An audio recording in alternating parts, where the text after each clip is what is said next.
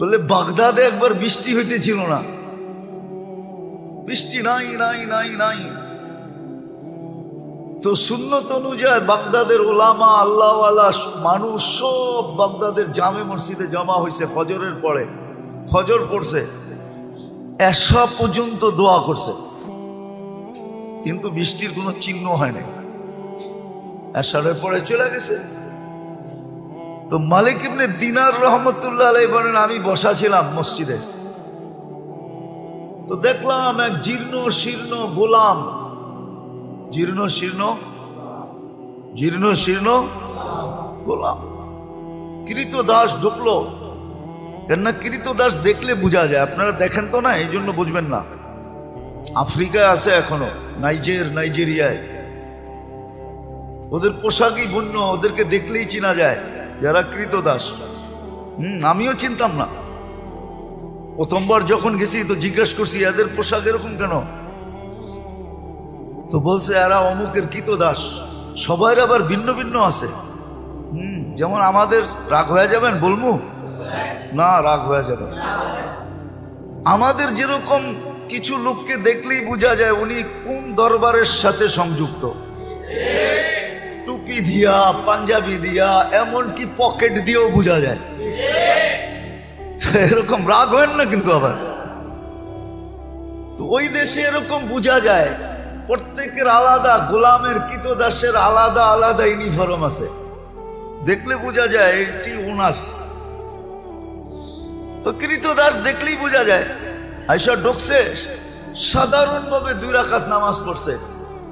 ওরা হাত উঠায় বলতেছে, আল্লাহ বৃষ্টি বন্ধ করছো তো বন্দা তোমার কাছে হওয়ার জন্য।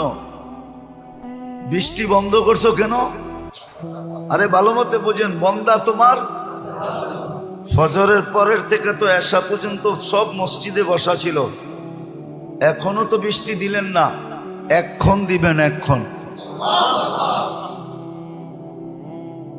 তো মালিক ইবনে দিনার রহমতুল্লাহ আলাইহি বলতেছে, ও বলতেছে এক্ষণ দিবেন, ও বলতেছে আর আকাশে গর্জন উঠতেছে, নামছে ঝুমঝুমায়া বৃষ্টি। আমিও আটকায় গেছি, ও আটকায় গেছে। বৃষ্টি যতক্ষণ বর্ষণ হওয়ার প্রয়োজন ছিল বর্ষণ হয়েছে। ও মসজিদ থেকে বাহির হয়ে চলে গেছে, বাহির হয়ে চলে গেছে। আমি দূরত্ব নিয়ে একটু পিছে পিছে গেছি, যায় কোথায়, যা দেখলাম এক বাড়িতে ঢুকছে। আর ওই বাড়ি ছিল, মালিক ছিল, উনি কৃতদাসের ব্যবসা করতেন, কিনা কিনা আনতেন আর বেশি দামে বিক্রি করতেন। ব্যবসা ছিল এক জমানা এটার। তো যা ঢুকার পরে দেখলাম এক কোনায় জীর্ণ শীর্ণ বসে আছে। তো মালিককে ডাকলাম যে এই গোলাম বেচবা? এটা তো কোনো কামেরই না, এটা নিয়ে কি করবা? গোলাম তো মানুষ কিনে কাজের জন্য, সহযোগিতার জন্য, সাহায্যের জন্য, এটা তো কোনো কাজের না। এটা তো কিনা আমি টাকা লস করছি, এটাকে তো শুধু খাওয়াইতেই হয়, কোনো কাজ কুছ পারে না। দেখো না শরীরে কোনো হাড্ডি ছাড়া কিচ্ছু নাই। তো মালিক ইবনে দিনার রহমতুল্লাহ আলাইহি বলতেছে, তুই বেচবি কিনা এটা কর, কি আছে না আছে ওটা তো আমার তোর দরকার নাই, বেচবি? তো মনে মনে ভাবতেছে, মনে হয় আল্লাহই পাঠায় দিছে আমার উপরে সুযোগ, সুবর্ণ সুযোগ মেরে একটা লমসম দাম চাইছে, যা চাইছে মালিক ইবনে দিনার রহমতুল্লাহ আলাইহি বলে ডান, কিনা ফেললাম। টাকা গয়না দিয়ে নিয়ে আসছে। আনার পরেও কৃতদাস জিজ্ঞাসা করতেছে, মালিক তুই আমার এত দোষ শোনার পরও তুই আমাকে কিনলি কেন? তোর কি টাকায় কামড়ায় যে তুই আমারে কিনলি টাকা দিয়া? তো মালিক ইবনে দিনার রহমতুল্লাহ আলাইহি বলে, আমি তোকে দেখা কিনি নাই, আমি তো কিনছি তোর তাআল্লুক দেখা। সারা বাগদাদ বসা ছিল ফজরের পরের থেকে আল্লাহওয়ালা আলেম। ওই সময় বাগদাদেই ছিল। ওই চিত্র খুব তোলার সময় আমার কাছে নাই যে ওই সময় বাগদাদের চিত্রটা কিরকম ছিল। সব তো ফজরের পরের থেকে আসা পর্যন্ত বসা ছিল, বৃষ্টি তো হইল না। তুই এরকম কি বললি আল্লাহকে 2 রাকাত পড়া? ঝুমঝুমায় বৃষ্টি আসলো আর তুই বললি এক্ষণ দেন। আল্লাহ কাছে পাওয়ার একটা মজা আছে, আজকে আমরা পাই নাই, এই জন্য মজা নাই, মজা পাই নাই। সত্য কাহিনী, কৃতদাসী কিনা নিয়ে আসছেন, দুর্বল সুর্বল কিনা নিয়ে আসছেন। তো কৃতদাসী বলছে, মালিক সারাদিন কাজ করব বটে, কিন্তু রাত্রে তুমি আমার থেকে কোনো কাজ নিতে পারবে না। যদি এই শর্ত হয় তো আমি যাইতে রাজি। এই শর্ত যদি হয় তাহলে আমি কি যাইতে রাজি, এই শর্ত পুরা করলে। বলছে ঠিক আছে। তো সারাদিন কাজ করত, রাত্রে নির্জন ঘরে চলে যেত, নির্জন ঘরে চলে যেত। তো মালিকের একদিন আগ্রহ ঢুকছে যে ও যে আমাকে শর্ত লাগায় আসলো, শর্ত লাগায় যে আসলো যে রাত্রে কোনো কাজ নেওয়া যাবে না, দেখি ও রাত্রে করে কি। তো আস্তে আস্তে ছিদ্র দিয়ে দেখতেছে কি করে। তো দেখে সেজদায় পড়া কাঁদতেছে আর বলতেছে, তুমি যে আমাকে ভালোবাসো। কি বলতেছে? আল্লাহ তুমি যে আমাকে ভালোবাসো, ওই ভালোবাসার ওয়াস্তা তুমি আমাকে আরো কাছে করো। কাঁদতেছে। তো মালিক বাহির থেকে বলতেছে, ওই পাগলি, আল্লাহ যে তোকে ভালোবাসে এটা তুই কি করে বুঝলি? তুই বারবার বলতেছো তুমি যে আমাকে ভালোবাসো, তুমি যে আমাকে ভালোবাসো, তুই এটা বল যে আমি তোমাকে ভালোবাসি। তো কৃতদাসী সেজদার থেকে মাথা উঠাইছেন,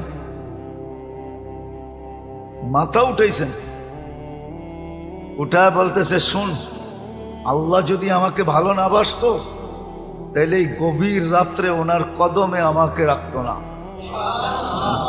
আর তোরে ল্যাপের ভিতরে ঘুম পড়তে দিত না। তুই ল্যাপের ভিতরে ঘুমাইতেছস, তোকে ভালোবাসে না দেখি তুই ল্যাপে আসস, আমাকে ভালোবাসে দিকে বিদায়ী কুদরতি পায়ে জাগা দিছে বইলে একটা চিৎকার দিছে, জান শেষ। মালিক বলে, বইলা তো নিজের ক্ষতি করলাম, কেননা টাকা দিয়ে কিনা আনছে, ক্ষতি হয়ে গেছে না, লস। কিন্তু করবে কি, দাফন কাফন তো করতে হবে। বাজারে গেছে কাফন আনার জন্য, আয়সা দেখে সবুজ কাফনে পেঁচানো, উপরে লেখা আছে, ইন্না আউলিয়া আল্লাহি লা খাউফুন আলাইহিম ওয়ালা হুম ইয়াহজানুন। এই কোরআনের আয়াত উপরে লেখা, ইন্না আউলিয়া আল্লাহি লা খাউফুন আলাইহিম ওয়ালা হুম ইয়াহজানুন। সত্য এটাই, সত্য এটাই।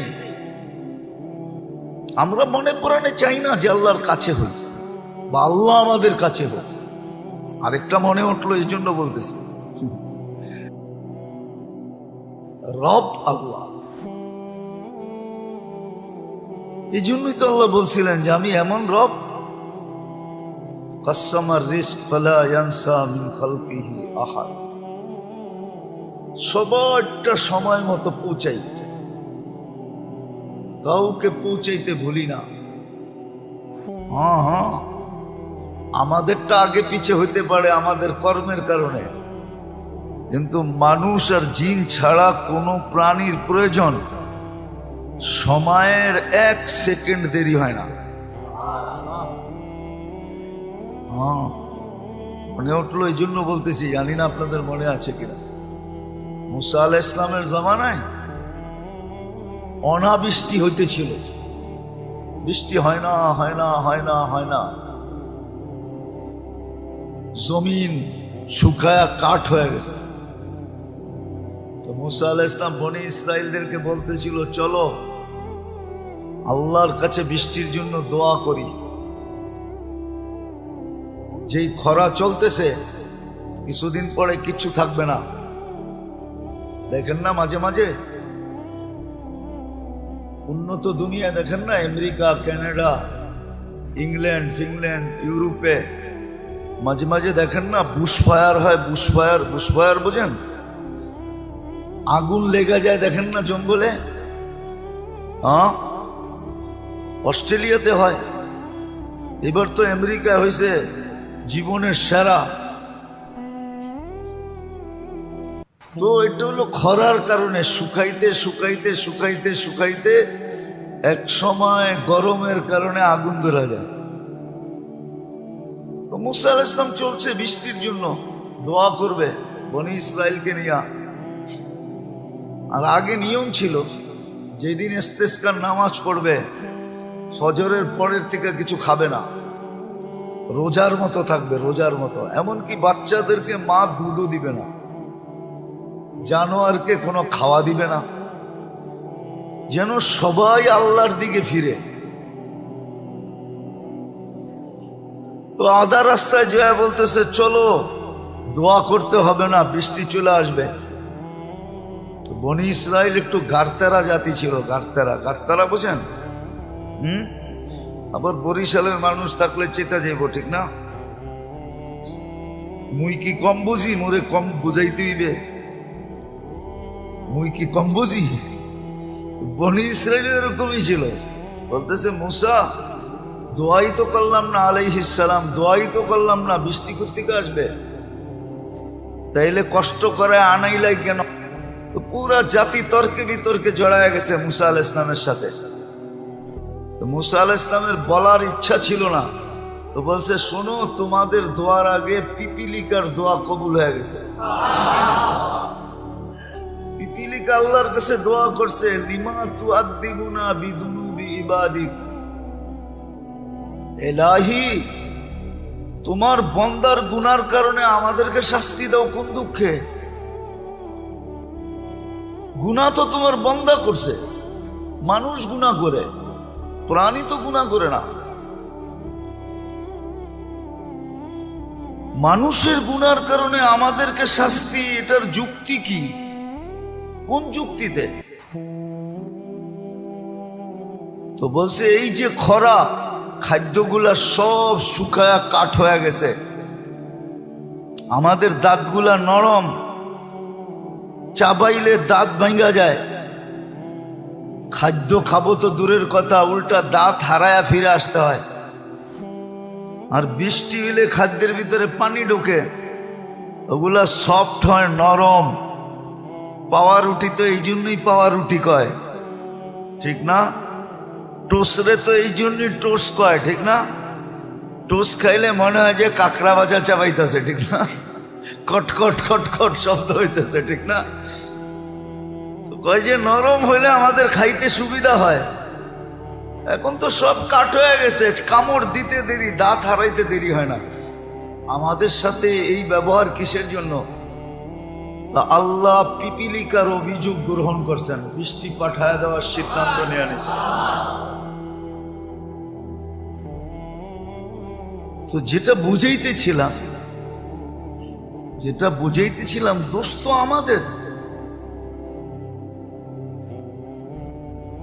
প্রয়োজনও আমাদের, দোষও আমাদের।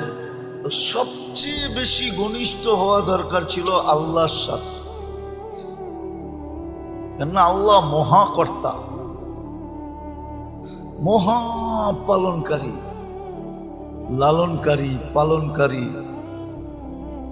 রক্ষক, সুরক্ষাকারী, হেফাজতকারী আল্লাহ। ওনাকে কাছে নেওয়ার, ওনার কাছে হওয়া উচিত ছিল, ওনাকে কাছে করা উচিত ছিল। আর সত্য আমরা করি নাই বিদায় মজা পাই না। যে যেটা খায় নাই, ওরে বয়ান দিয়ে এটার মজা বোঝানো যাবে না, ঠিক না? যে যেটা খায় নাই, ওরে ওইটার মজা বয়ান দিয়া, হাকি মজা অন্য জিনিস, স্বাদ অন্য জিনিস। এই জন্যই তো কবিতা আসছে, নাহলে কবিতা আসতো না। কি যাত না বিষে বুঝিবে সে কিসে, কবু আসি বিষে ডংসি নিজারে। সাপের ব্যথা তো ওই বুঝবে যে যাকে সাপ ছোবল দিছে, ঠিক না? যাকে ছোবল দেয় না, আপনি কাউকে মাথা ব্যথা বুঝাইতে পারবেন? কিন্তু যার হয়েছে সে তো বোঝে। কি ঠিক না? তো না হইলে বোঝা যায় না আল্লাহর কাছে হওয়া যে কত মজা। নাইলে এই কথা কোনোদিন হইতো না। আউলিয়ানে লাথ মারি, আল্লাহ ওয়ালারা দুনিয়ায় লাথি দিতেন না। থাকে দুনিয়ার ভিতরে, লাথি দেয় দুনিয়াকে। এটা আপনার যুক্তিতে আসে নাকি? যে থাকতেছে দুনিয়াতে, খাইতেছে দুনিয়ারটা, পড়তেছে দুনিয়ারটা, লাথি দিতেছে কাকে? এটা হয় যুক্তিতে? কিন্তু ওনারা জানে কেন লাথি দিতেছে, কেন লাথি দিতেছে। সত্য এটাই। এই জন্যই দুনিয়ার দুই দল হয়ে গেছে। একদল দুনিয়ার পিছে দৌড়াইতেছে, দুনিয়া ওদেরকে লাথি দিতেছে, ফুটবলের মতো লাইতাইতেছে আর ক্লান্ত করতেছে, গাম জড়াইতেছে। আর আরেক দল দেখা যায় আল্লাহর দিকে দৌড়াইতেছে, দুনিয়া ওদের পিছে দৌড়াইতেছে আর ওরা দুনিয়াকে লাথি মেরা সরাইতেছে। সর, আমার দরকার নাই, আমার আমার দরকার নাই, আমার দরকার নাই, আমার প্রয়োজন নাই। ওরা দুনিয়াকে লাথি মারতেছে আর একদল আছে যাদেরকে দুনিয়া লাথি মারতেছে, ক্লান্ত করতেছে। তো যেটা বুঝাইতেছিলাম, না জানি না এতক্ষণ পর্যন্ত বুঝে আসছে কিনা, সবচেয়ে বেশি আমাদের উচিত ছিল আল্লাহকে সঙ্গে নেওয়া, আল্লাহর কাছে হওয়া। এটাই মুসলমানদেরকে আল্লাহ বুঝাইতে চাইছিলেন। কুল্লি কামা উরিদ আকুন লাকা কামা তুরিদ, আমি যেমন চাই তেমন করে দেখাও, তুমি যেমন চাবে আমি তেমন করে দেখাবো। কুল্লি কামা উরিদ আকুন লাকা কামা তুরিদ। আবার করার ভিতরে আল্লাহ যে করা চাইতেছেন আমার ভিতরে, আমার থেকে, আপনার থেকে, এটা কি অনেক বেশি?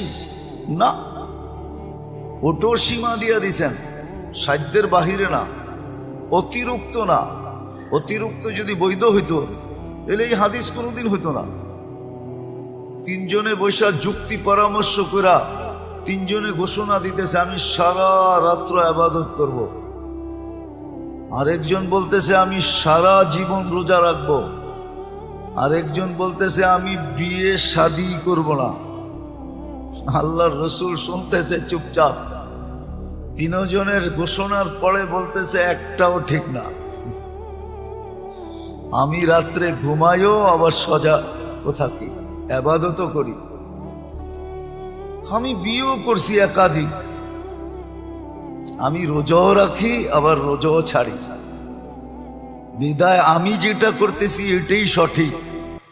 তোমাদেরটা যদিও আমার তুলনায় অনেক বেশি দেখা যাইতেছে, সারা রাত্র ইবাদত, কিন্তু এটা সঠিক না। ওয়ালি জাসাদিকা আলাইকা হাক্ক, তোমার শরীরেরও হক আছে।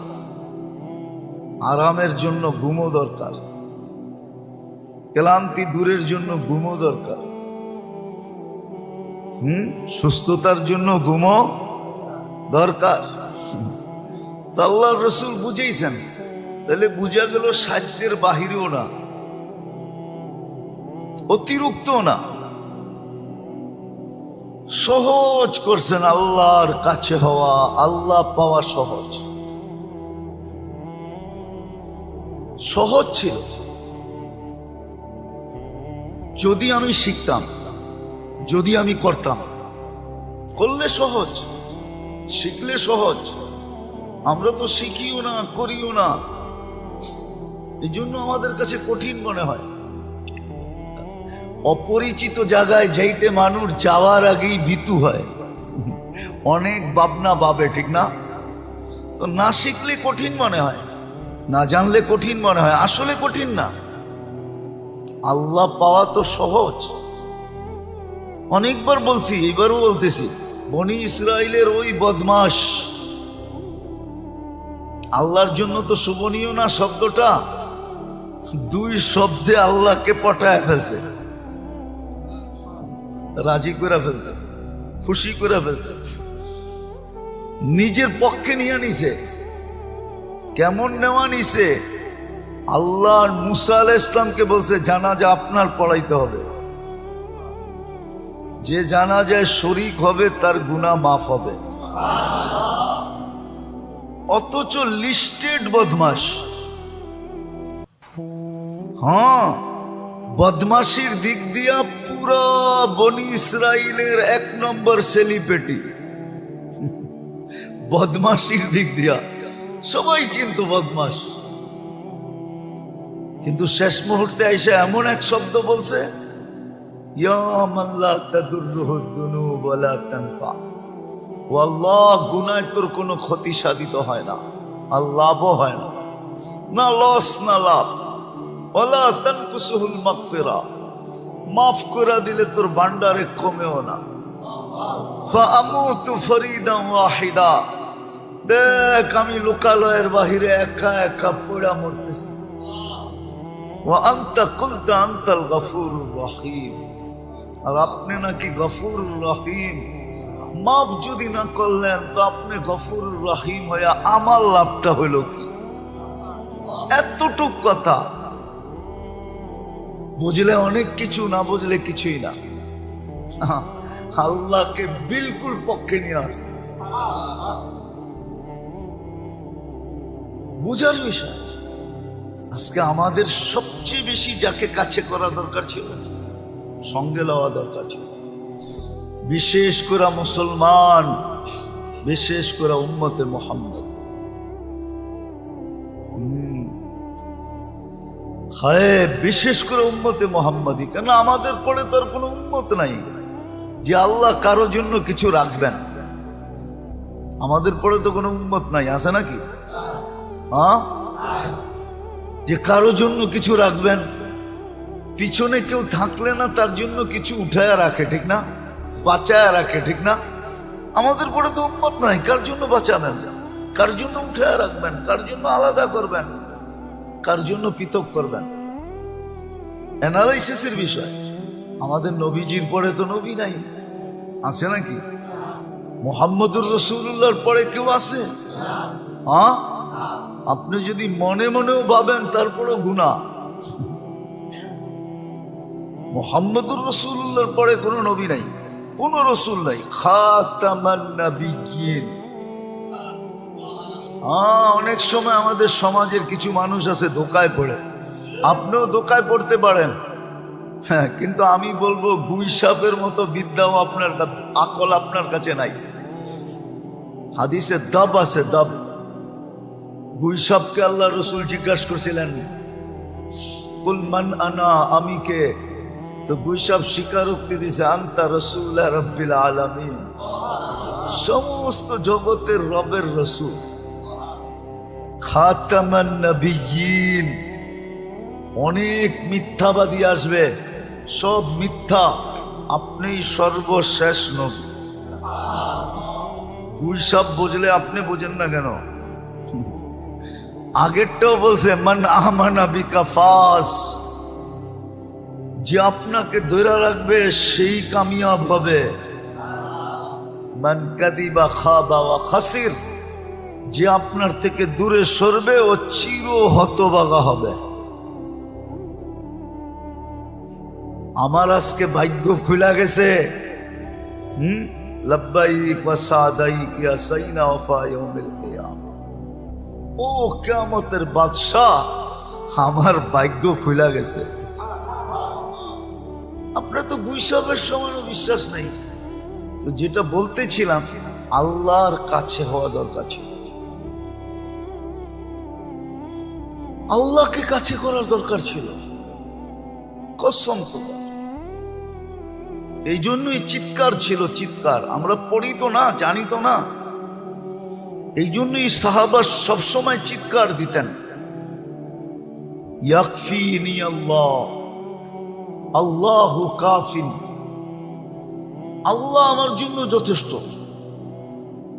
খালেদ রাদিয়াল্লাহু তাআলা আনহুর কথা হাজারো বার আছে। উনি যুদ্ধের ময়দানে যখন নামতেন তো সবাই ওনাকে সতর্ক করতেন, খালেদ তুমি একা, সামনে হাজার হাজার, তো ওনার চিৎকার এটাই হইতো, আল্লাহ আমার জন্য যথেষ্ট, সরেন থেকে।